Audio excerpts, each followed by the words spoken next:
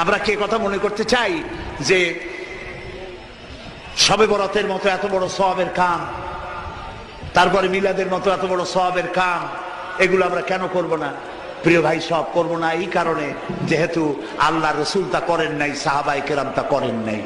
আজকে এক পবিত্র রজনীতে আমরা এখানে উপস্থিত হয়েছি, যেটা হচ্ছে নিসফুম মিন শাবান, পবিত্র শাবান মাসের মধ্যরাত্রি। এই রাত্রি সম্পর্কে রাসূল করিম সাল্লাল্লাহু আলাইহি ওয়াসাল্লামের ইবাদতের কথা হাদিস শরীফে রয়েছে।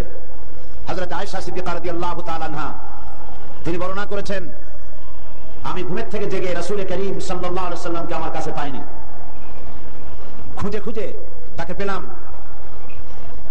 তিনি সিজদায় পড়ে কাঁদছেন। এক বর্ণনায় এসেছে তাকে পেয়েছি সিজদায় পড়ে কাঁদছিলেন, আর এক বর্ণনায় এসেছে তাকে জান্নাতুল বাকিতে পাওয়া গেল। প্রশ্ন করা হলো, হে রাসূল, আপনি কাঁদছেন এবং দীর্ঘক্ষণ সিজদায় পড়ে আছেন। রাসূল সাল্লাল্লাহু আলাইহি ওয়াসাল্লাম বলছেন, তুমি জানো না এটা হচ্ছে নিসফুম মিন শাবান, এটা হচ্ছে শাবানের মধ্যরাত্রি। অর্থাৎ এটা থেকেই রমজান মুবারকের প্রস্তুতি পর্ব শুরু হয়। রাসূল করিম সাল্লাল্লাহু আলাইহি ওয়াসাল্লাম এই রাত থেকেই রমজান মুবারকের প্রস্তুতি গ্রহণ করতেন। সালাত ও সালাম পেশ করুন।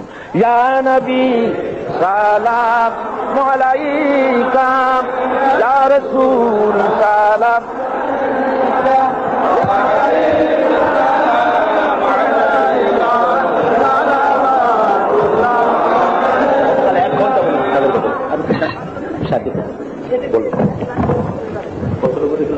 রাসূলে পাকের শানে সালাত ও সালাম হচ্ছে।